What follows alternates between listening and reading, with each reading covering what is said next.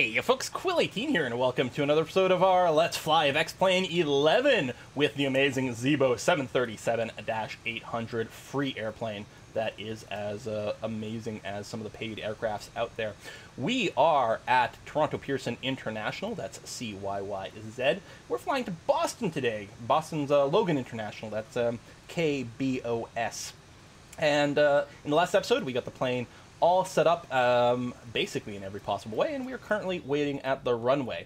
And I said that what we would do at this point is we would actually review our departure plans and set everything there. We'd probably have done that beforehand but, you know, keeping topical things topical as much as possible. We got a little bit of rain, a little bit of precipitation. It's actually probably coming down as like wet snow, I suspect, at this point. Oh, temperature's back up to 4. Dipped down to 3 for a second, but it's sitting at 4. Yeah, we'll take a look at our info and the weather reports and all that for our departure. Otherwise, I think we're all set. I did notice that our fuel weight was a little bit unbalanced. We were actually 100 pounds more fuel on the right tank, the number 2 tank, than the left tank. So I just went and enabled the cross feed here so that as we're sitting idle, we're going to try to balance out the tanks a little bit. Just sitting here burning fuel and taking up the taxiway and preventing other planes from taking off. But hey, that's fine. Okay, so we are going to be taking off using the Maven 2 departure.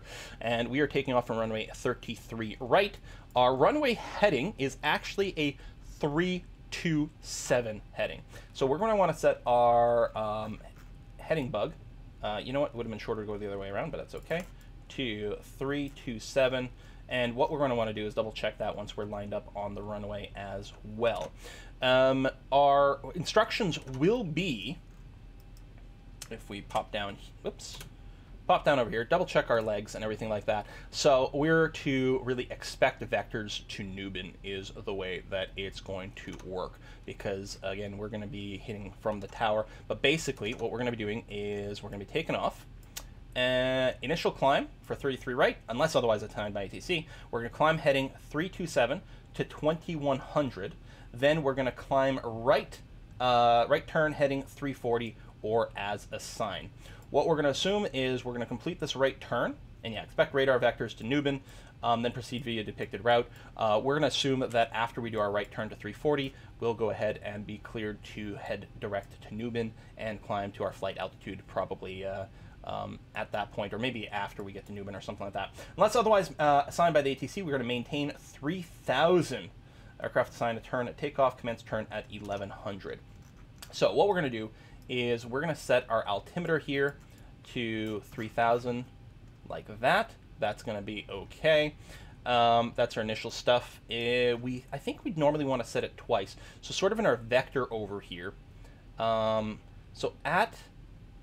Yeah, so we've got those in there, right? We're going to follow runway heading. It says 326 instead of 327, but I'm going to call that probably fine. I don't know who to trust, so that's probably okay. And then, yeah, to 2100, and then we're going to be making a right turn on 340, and then expect some vectors at that point. So I think what we can do is punch in a limit of 3000. This should recalculate, because we're holding 3,000 until the vectors tell us otherwise. So I'm going to go ahead and exec that. I think this is vaguely correct. Fly and maintain 3,000. I don't know if like at minimum, maximum, or exactly. I'm going to assume like exactly. We could put an above or below on there. Yeah, I don't know. Someone can probably clarify that for us. In terms of our actual takeoff thing, runway correct, we are lined up in the correct runway. So when we enter the runway, we're going to be setting our strobes. I guess we'll go ahead and get that started now. So our strobe lights are going to be strobe and steady. That's going to be okay. Other lights as needed. Tell you what, we'll put on the runway turn-off lights. It's going to be okay. And wing wheel. Although we want to turn on the wing lights here, even though you only need them. What they do is they shine your wings so you can check them for ice. But what they do is they start an announcement. It's going to be very quiet and hard to hear. But yeah, cabin is secured. Have a good flight. There you go. Might be hard to hear, but You can rewind and just crank the volume. You know, cabin is secured, have a good flight. So that's kind of cool that you can have that. So other lights, transponder has to be set to TRA. So all the traffic and everything is going to be locked on, and we should actually, I think we had a warning here that the TCAS was off, and I think that's gone away at this point. Yeah, so that's that. That's entering the runway, and then after we're clear for takeoff, the fixed landing lights will come on. We'll set our thrust levers to about 40% until they're stable, and then we'll hit our toga switch. That's our takeoff and go around switch here. At VR, we will rotate towards about 15 degrees pitch. Positive climb rate, the gear goes up. Above 400 feet, we'll make sure our roll mode is selected, and we can start retracting flaps. And then after the flaps and slats are retracted, we can engage our VNAV mode. So what we're going to do, we have our flaps set to 5, which is our takeoff, which is good. And what we're going to do, we're going to hide this.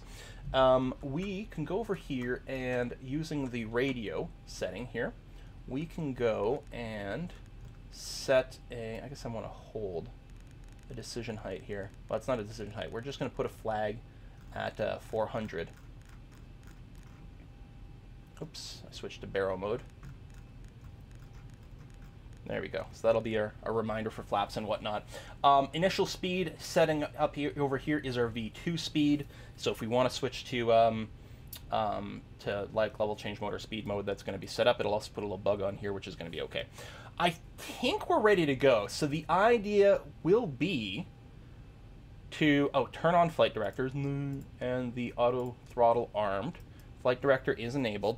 And if we put on we'll probably wait until we're on the runway, and we'll enable VNAV so that we can follow that. The autopilot's not going to be on, but it's going to be okay. All right, let's remove the parking brake, start moving forward here. Just try to line up a little straighter.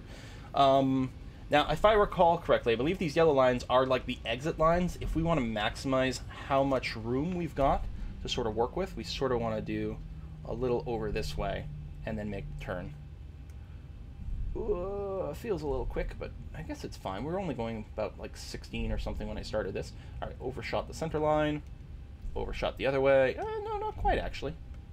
And that's looking kind of sexy. So if we were actually lined up, which we're not quite, somewhere around here, a little more to the left, a little juice, because we'll be lined up basically 327. There's our 327. All right, I'm gonna set the parking brake one more time. So yeah, I will go and set LNAV over here so that we actually get like the purple or the magenta lines over here for us to follow, which is gonna be in tune with this. We're targeting about 2100 here, then we'll make that right turn to 340, which again should be indicated here. And I don't think I've forgotten anything. Hopefully we're okay. If need be, we will engage we will have our first officer assist. His name is Pause, and we may use him for that. Okay, I think we can disengage the parking brake. We can throttle up to about 40% N1. There we go. That's stable there. I think the temperature might drop a scooch after stability, but that's looking okay. Now, the takeoff and go around button is, it's a little hard to see. It's behind here.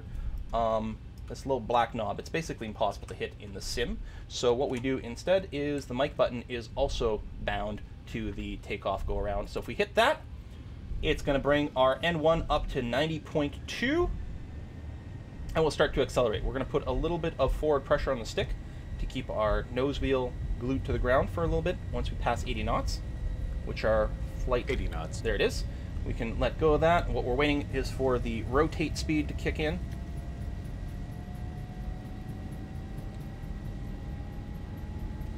I need to pan down a scooch here. Boop, boop, boop, boop, boop, boop. V1, rotate. V1, rotate. All right. Try to smoothly bring it up to about 15 degrees. Positive rate. Positive rate, gear up. And then we'll just follow the magenta line for a scooch here. Waiting for the 400 to come up. I think, hold on, I think I accidentally just nudged the throttle button on my joystick. There is an option in here somewhere, oh yeah, it won't go while it's paused, to lock the thrust levers while you're in toga mode, or rather, I guess, is it while the auto throttle is armed? There's something. So I accidentally just nudged it, and what it does is it turns off the modes, so that is quite poor. I'm going to unpause and just hit the toga button again. No? Alright, I will just throttle up and try not to wreck the plane. We are past the 400, so what we're going to do is we're going to bring our flaps up. I think I went a little too aggressive. That's okay. We're going to follow the flight director for now. Yeah, so I've messed up a little bit here because my thumb hit my throttle on the joystick here, which is super sensitive. Okay, we are at our vector height here, right? 22. So now we're expected to make the right turn to 240, which the flight director doesn't quite have yet. But I'm going to go ahead and, well, there it is. Thank you for locking that in. Oh, hold on. Now it wants me to do the right turn direct to Newbin while also killing my power. Okay, something weird is going on here with the auto throttles. I got all verklempt by making the change. Oh, you're going to try to hold the V2 speed of 168, which I don't think is what we're looking for at this point. We can probably just enable the VNAV. Like that, which should maybe throttle up here.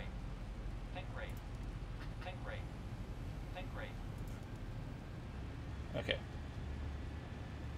Set the speed to 250. That's going to be okay. We're just going to try to follow this. There's our 3,000. And yeah, we're going to try to speed up to 250. And once we've completed this turn, we'll try to engage the autopilot. So yeah, I mangled things. But hey, as long as we don't die. LNAV. Why can't I switch to... Ooh. No, we're overshooting. Okay, so the mode we're in over here, the autopilot mode, can't remember what it stands for. Is it going to tell me in the pop-up? No. Command wheel something. So what it does, this is not an autopilot in the way you think of it. Whatever I sort of set for the pitch and roll, when I let go of the controls, the autopilot will hold that, which is still, you know, helpful if I can manually try to keep on the flight director here. We do have the engine auto throttle. Yeah, it's moving on its own to try to maintain the 250 that I put in, which is good. All right, at this point, we're going to assume we have clearance to go up to our flight plan altitude. So what we're going to go ahead and do is scroll this up to 35,000. And I think what we can do is clear our previous limit by hitting this. So now we are free to climb. And that is indeed what's happening. The thrust levers are moving forward so that we will start to climb at the same speed. We're going to try to maintain 250 knots, and that'll be involved pitching up a little bit to make that happen. Now, can I go into full... Why can't I go into full proper autopilot mode? There's clearly something I haven't set. Oh my god, I never set my altimeter. You stupid... Well, we've been cleared to our flight level, so I guess we can go to standard at this point. There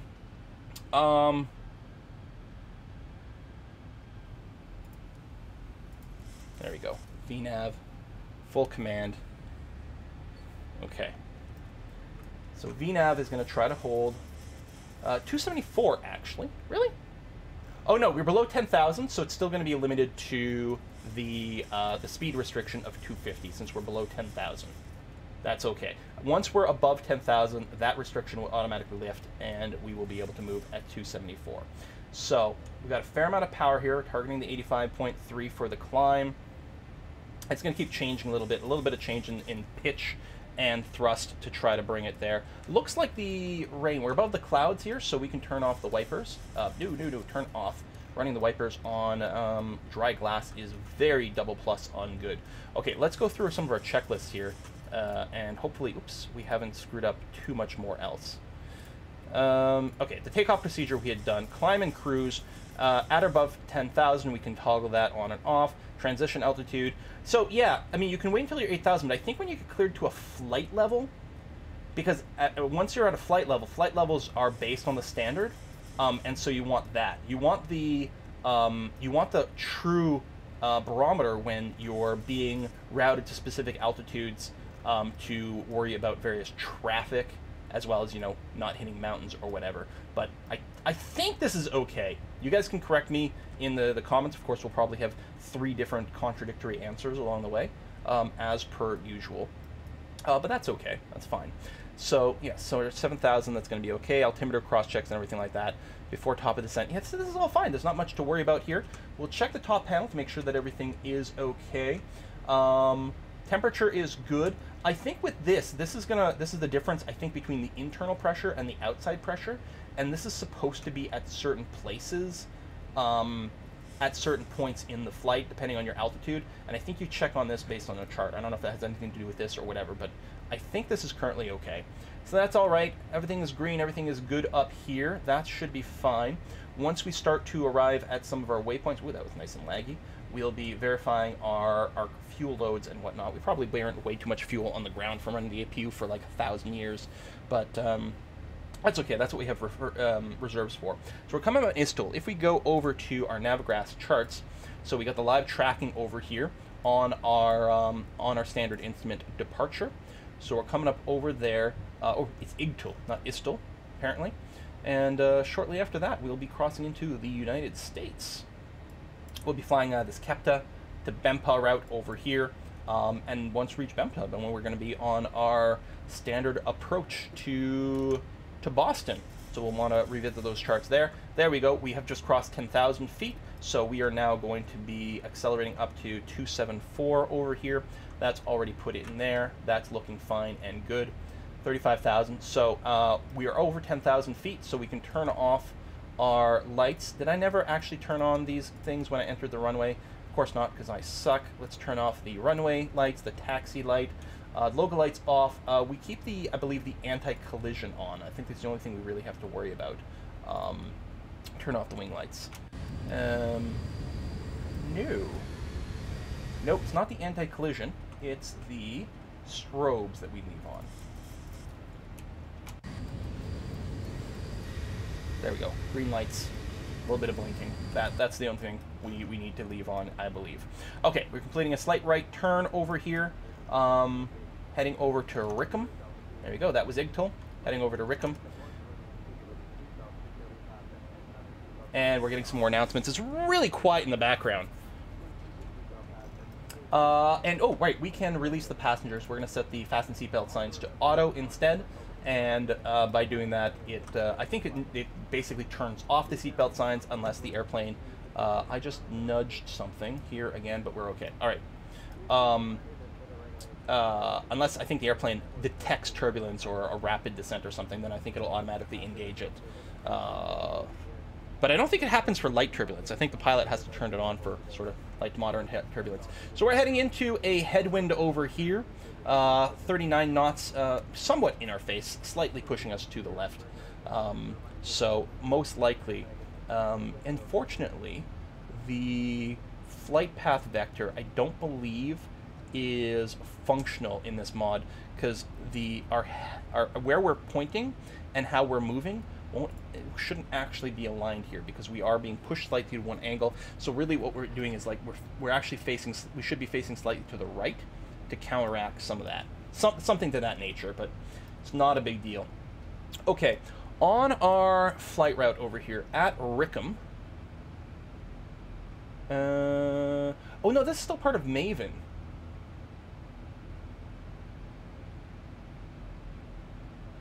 Oh yeah, and Bempa as well. That's right. I was getting it wrong that Bempa was going to be our transition to something else. No. So at Bempa, our fuel... So onboard fuel should be down to 10.4 when we get to Bempa. And fuel burn should be 3.2. Now, we can get our used fuel over here. I mean, this is currently. What we really want is, I think on the progress over there, fuel quantity. So at Kepta, we're expecting to have 11.2. So we're already below that. We're supposed, at Kepta, assuming I'm reading this correctly, right? At KEPTA over here, fuel on board 11.2. We've got less than that currently, and we're not at KEPTA. So I probably burned way more than 500. Oh, I also don't know if we're supposed to have the cross feeds open during takeoff. Probably not supposed to have that. At least these are balanced at this point. I mean, we still do have excess fuel, but I clearly burned too much already. All right. The speed is being maintained with constant little throttle changes, currently at 95% power here, climbing at a little over 2,000 feet per minute. Oh, it looks like the clouds, they're just, weather's updating outside, and sometimes it can disturb the plane a little bit, but we seem to be okay. All right.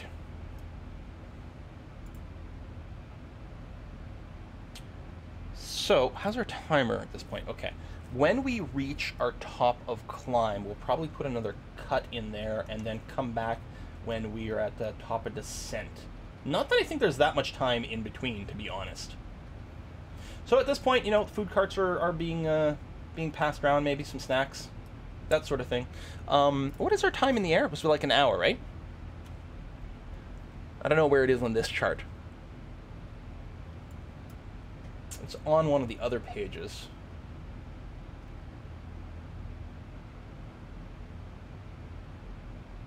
Final reserve time and things. Times.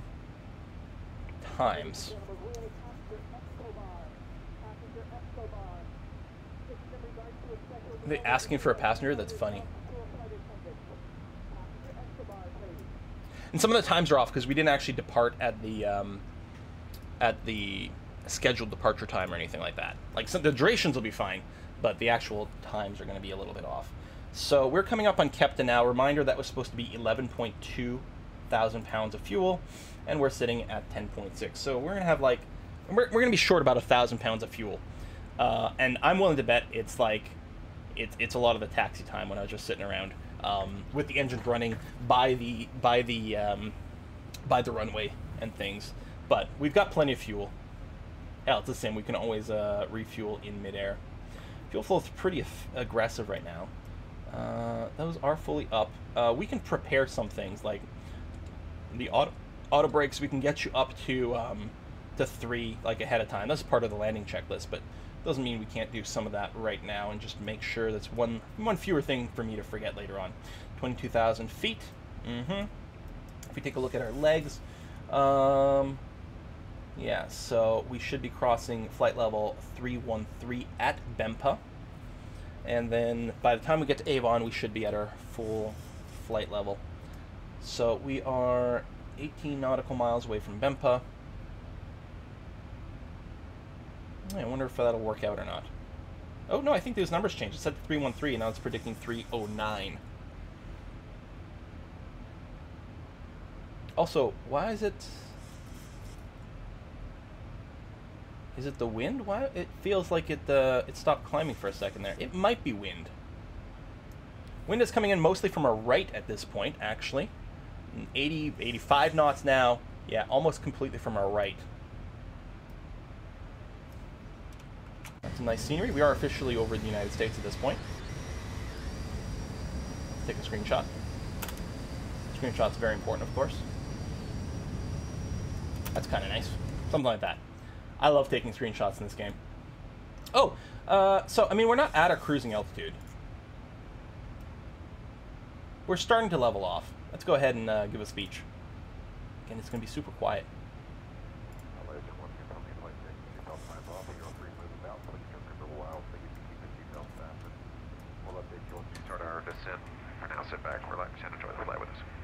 Oh, that's why it's super quiet. Because it plays out there. Hold on, I'm going to play this again. Ladies and gentlemen, once again from the flight deck, seatbelt signs off. You are free to move about. Please remember we'll also get to keep your seatbelts fastened. We'll update you once we start our descent. For now, sit back, relax, and enjoy the flight with us. Ah, there you go. I'm going to keep that door open from now on so we can hear all that crap. That's so cool. What was our welcome speech? Good morning, folks from the flight deck. Get your captain for the ride. It looks like it should be pretty good. So we're planning on a smooth ride. Get you there as soon as we can and as safe as we can. We'll talk to you once we get airborne. Welcome over. There's actually a few different ones. And I think it's just mostly like random or something, or it might check the status of some other things. Like if we say the welcome speech while we're still loading cargo, I think I don't know if it's contextual to that, but I've heard comments like, oh, we're just doing a few things, and maintenance wants us to check off a few things from a checklist or something like that, which is kind of fun and nifty.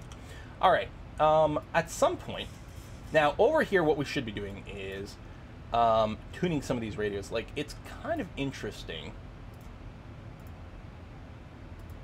Yeah, so we're not following any airways at this point. When do we start? It's after Hank, so it's quite a while away. And I don't know where Bempa, need different zoom levels to be able to see all the different things, is. But for some of these things, we'd want to be tuning radios, like for these airways, right? If we're on them, we'd want to do that, double check our courses, and make sure that was all okay. So I'm being a little bit bad and lazy by not doing that. If we turn off the map, come down, oops, not that one, over here. By the way, if you don't know how to do this, Control and a key on your numpad locks in a location, and then you can just hit the numpad key again to quickly bring it back, if you'd like. So I want to go to the route information. So yeah, Q935. Can we see Q935?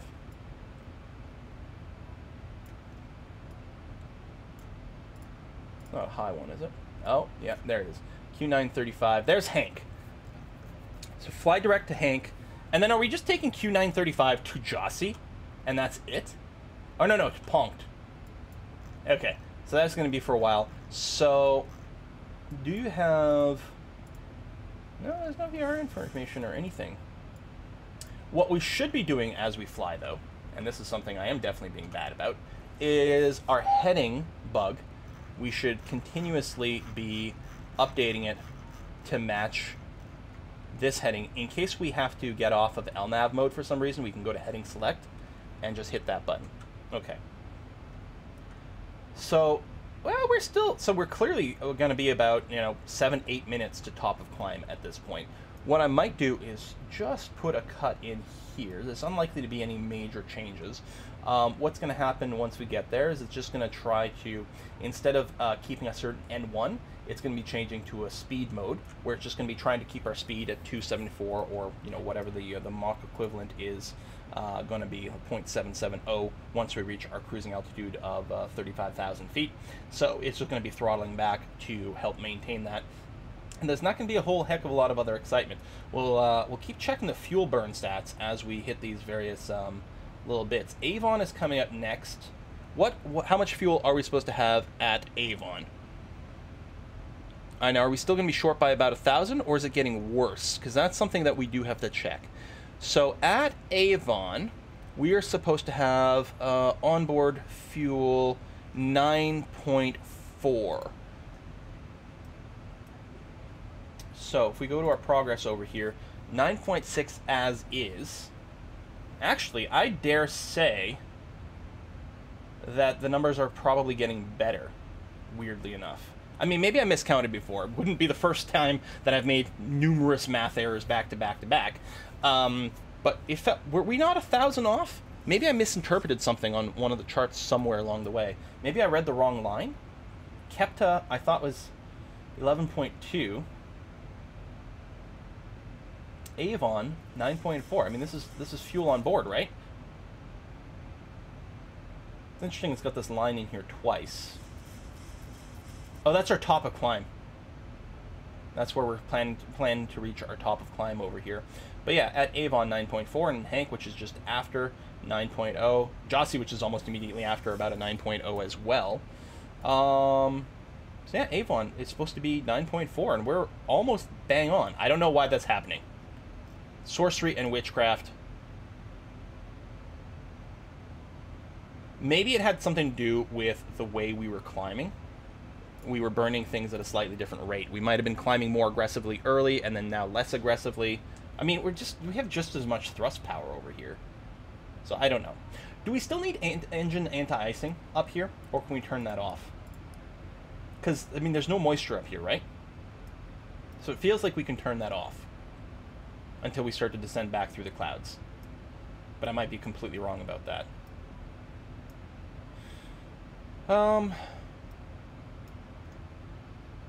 Yeah, from Avon. We had 9.4 right there. And we're expected to have 9.0 at Hank, which is what our flight plan says. And we're expected to have 8.9 in Jossie. Your flight plan says 9.0 because it has the same thing, but that's just going to be like rounding errors. And yeah, Avon, we hit it just before 4. This is UTC time, so yeah, I mean it's 11 o'clock Eastern time. This is real time. The time I'm recording this on December the 21st. So I guess we're good. Here's our top of climb marker. And there we go. This green line here is, I believe, the expected point at which we will reach this number here. If we change our altitude or somehow affected our climb rate, and our climb rate is changing slightly, which is why this is moving back and forth, that's what that is. And it has nothing to do with our flight plan. You know, it's simply looking at this stuff, and it's always handy to have around. So in theory, we'd want that green little bob right on here. For some reason we stopped climbing here is it's messing around with the pitch. And some of that might be, you know, it could be that the VNav in the Zibo mod is not quite as sharp as it could be for real life, so it's having a little bit of problem adjusting here. But it might be some shifting winds. Some of it might happen as the weather refreshes. How often do I have the weather refreshing? It's only every 60 minutes. Although, as we move into different areas, it has to load the weather for the new area. So we may have just hit some sort of weather zone threshold, and it might have loaded in slightly different information or something. Although it's shifting around a fair bit here. This actually just might be turbulence, and we're not getting a really good sign of it. But we might be getting jostled up and down a scooch. I mean, this camera outside is always super shaky like this. So I don't know.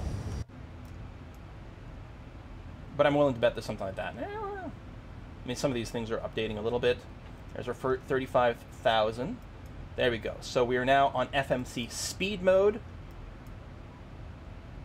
And the VNav, we're just following our path as opposed to doing any sort of climbing or anything like that. And the throttles are... So they're still quite high right now because we're still closing in on this. But they're going to start to pull back. Oh, and we're not quite at our target speed either. Some things are being a little bit doopy here. I think this can actually be moved there. Because I think what's been happening this whole time is the hydraulics for the gear has been continuously trying to bring the gears up, sort of wasting some power and, you know, putting some wear on some little hydraulic motors or whatnot. So I think you want this on off at this point. You can see this is slowly pulling back as we're entering our cruise setting.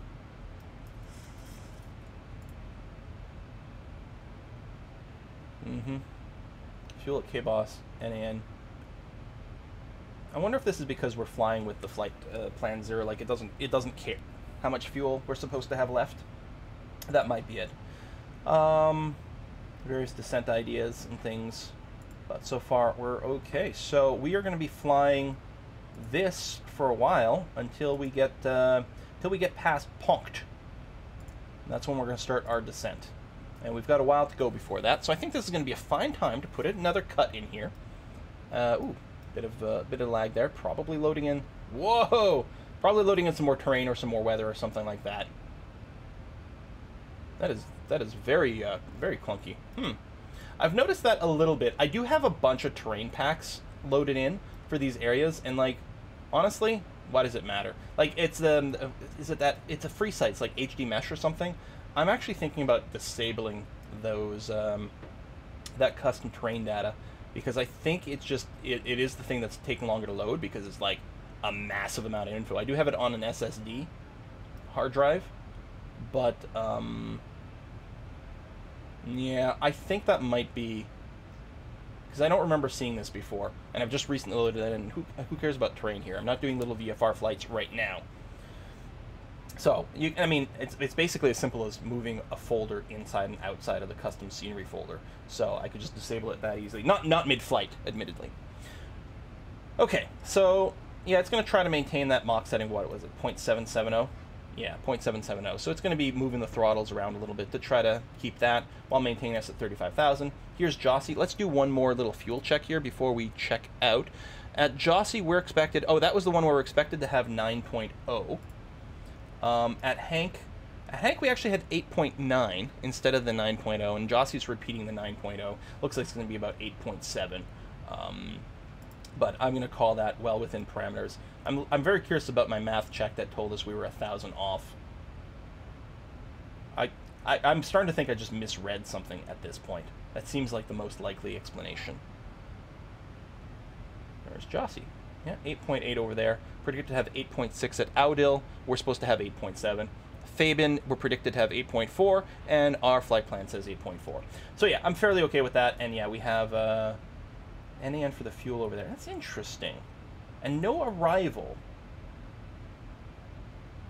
Is it? I'm wondering if there's a vector step or something like that. If we take a look at the legs. Yeah, I'm thinking because there's a vector step, I can't predict it.